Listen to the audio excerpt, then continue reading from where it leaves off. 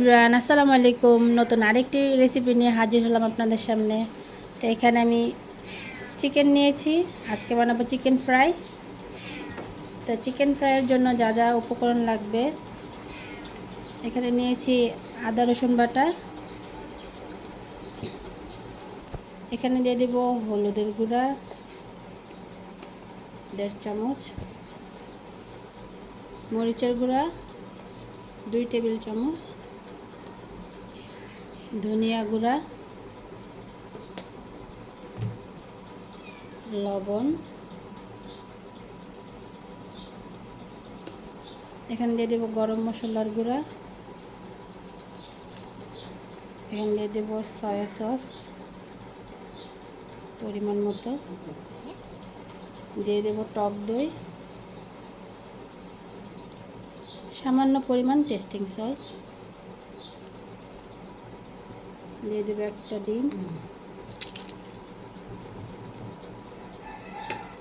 এখানে দেব 2 টেবিল চামচ পরিমাণ কর্নফ্লাওয়ার। এখন মশলাগুলো ভালো করে চিকেনের গায়ে মাখিয়ে নেব।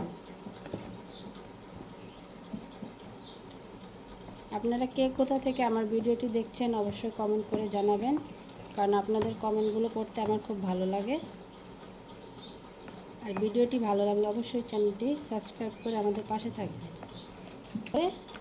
মেখে নেব। এই তো আমার মশলা মাখানো শেষ।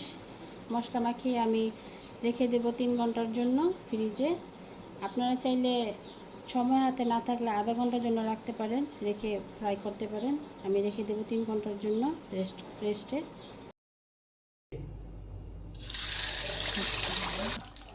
চিকেনগুলো আমরা মাঝারি আঁচে ভেজে নেব লাল লাল করে।